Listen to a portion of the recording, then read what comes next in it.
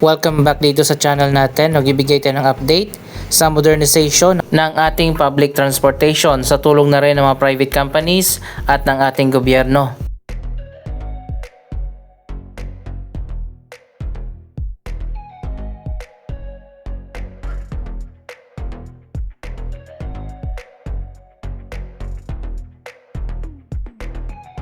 Andito tayo sa harap ng SM Mega Mall at ito na nga yung bago at natapos na SM Mega Mall EDSA Busway Station.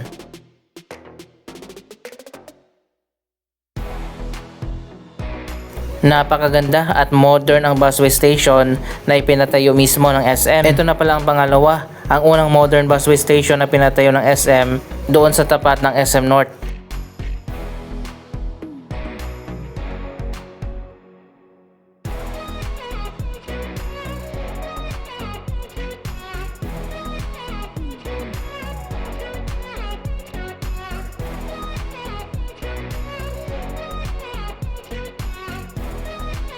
Libo-libo mga commuters ang nakikinabang dito sa modern EDSA Busway Station. Hindi mo na kasi kailangan pang umakyat doon sa MRT para makasakay lang ng bus.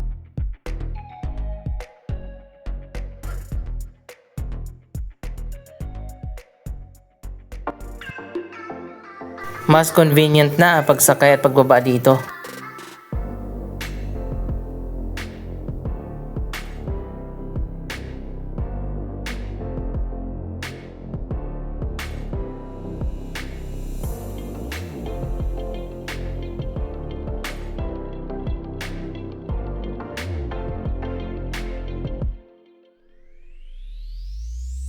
Meron ditong escalator at meron ding elevator.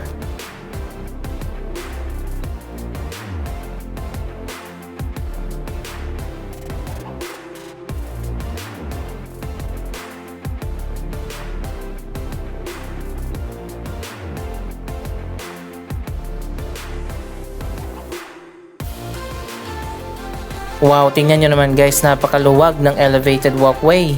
Napakaliwanag din at maaliwalas.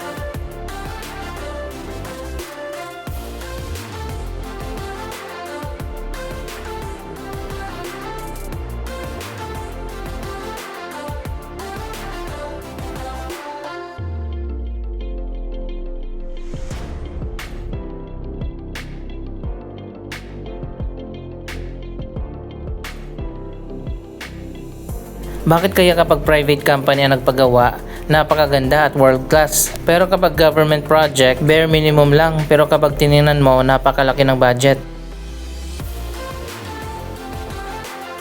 May elevator din dito sa gitna. Supposedly, meron pa itong karugtong, isang elevated walkway papunta naman dyan sa kabila. Pero hindi pa natin alam kung kailan sisimulan.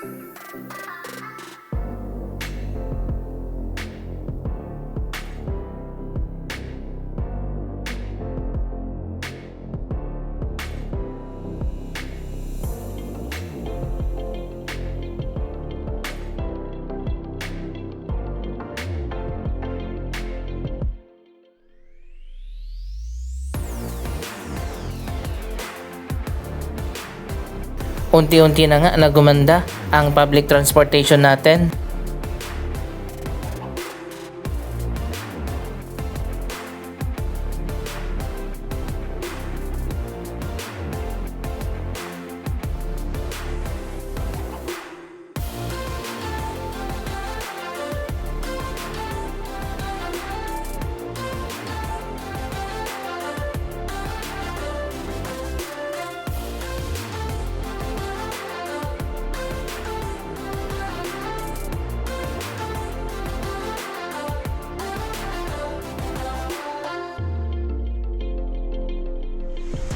Medyo konti lang yung commuters kapag ganitong oras. Pero mamayang hapon kapag rush hour na uwian, napakaraming tao dito.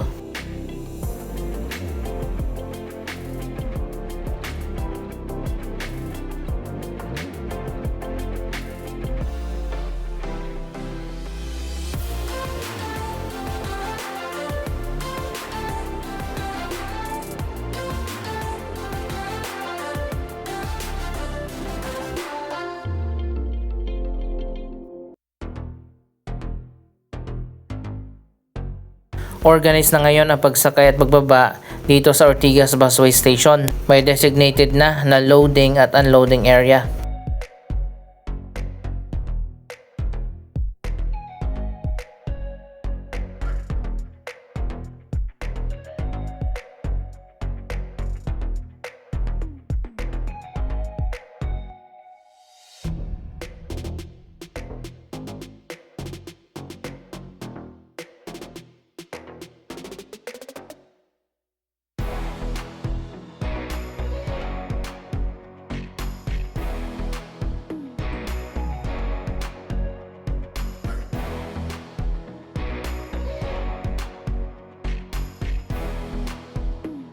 Dito yung sakayan pa EDSA northbound at dito naman sa kabila yung southbound.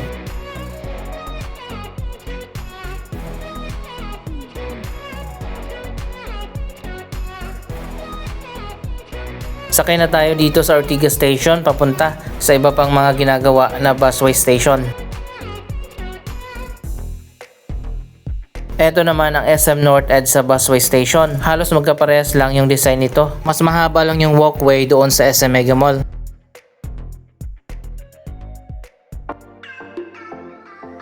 Napakarami din ang mga commuters na sumasakay at mga baba dito.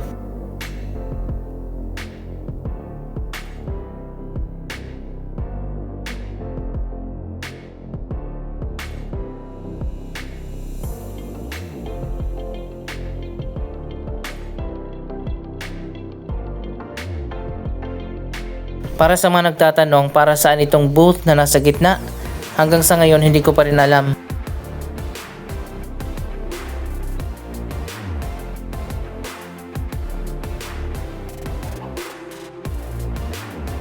Ganito naman ang lumang design ng mga EDSA Busway Station.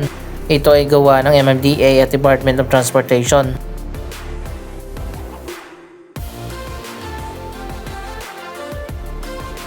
Pero meron dito mga elevator, isa sa gitna at dalawa naman sa magkabilang side. Pero wala ditong escalator.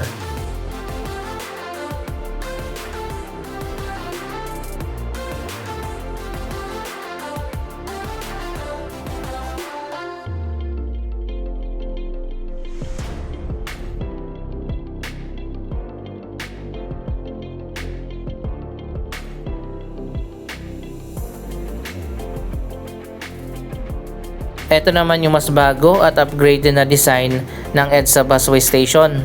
Dito yan itinayo sa may Kamuning. Ayan, meron din ditong elevator.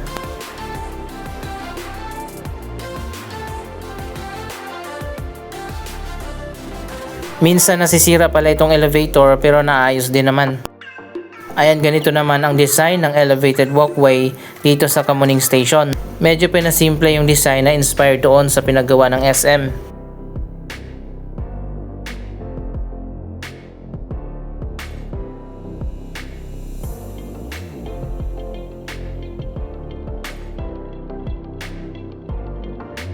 Elevator lang ang meron dito pero walang escalator.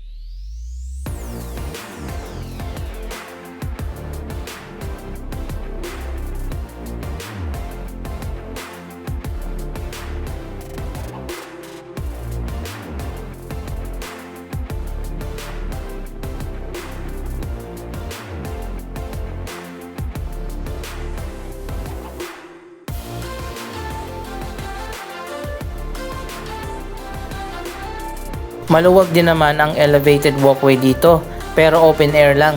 Walang glass di katulad doon sa pinagawa ng SM.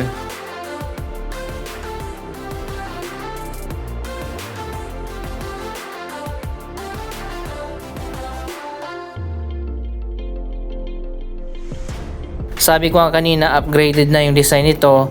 Ayan, makikita nyo naman, idinugtong na nila papunta dito sa kabila. Hindi mo na kailangan pang bumaba at umakyat na naman ulit katulad sa iba pang mga busway station. Dito naman merong lift para sa wheelchair. Makikinabang dyan yung mga PWD na mga commuters. Dalawang lift at dalawang elevator ang meron dito.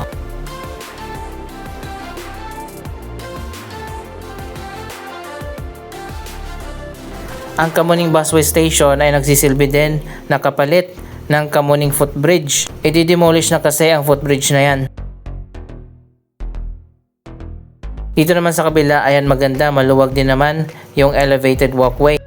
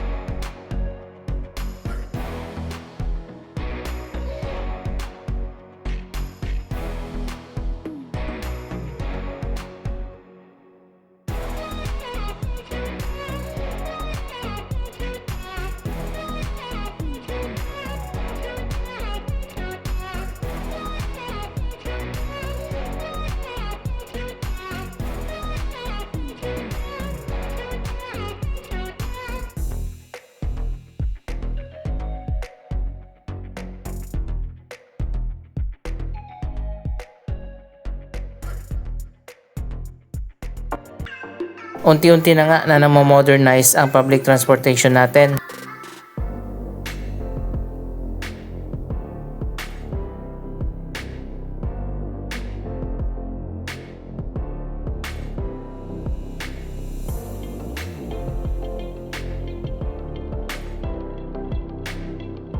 Ongoing na rin ang major renovation sa iba pa mga busway station. Ginagawa na ang Monumento Station, Bagong Barrio Station, North Avenue Station at isusunod na ang Guadalupe Station.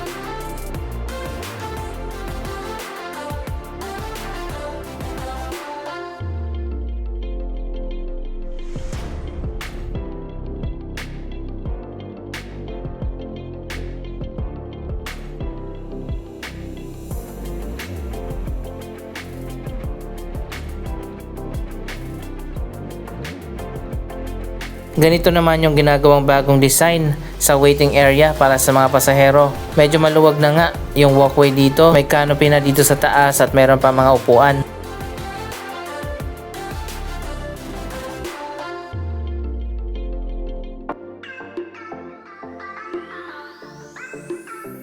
Halos iisa lang din ang design na ginagawa ngayon sa iba pa mga busway station.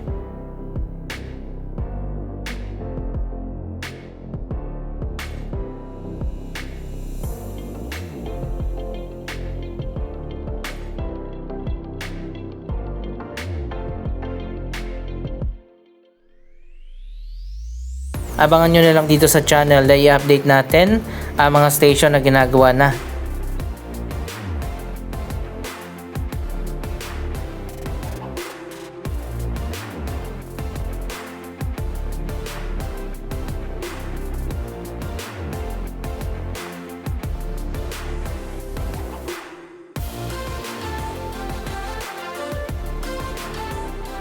May mga barrier na rin dito, mga wayfinder at route map para sa buong busway.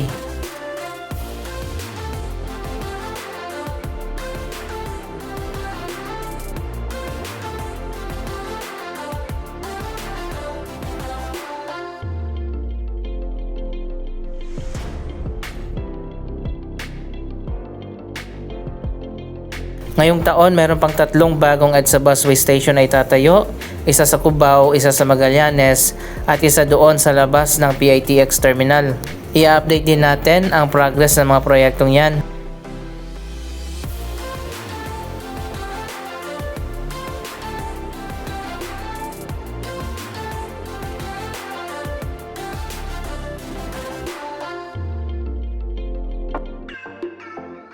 Anong masasabi nyo sa mga development na ito? Mag-comment lamang dyan sa baba ng inyong mga reaksyon.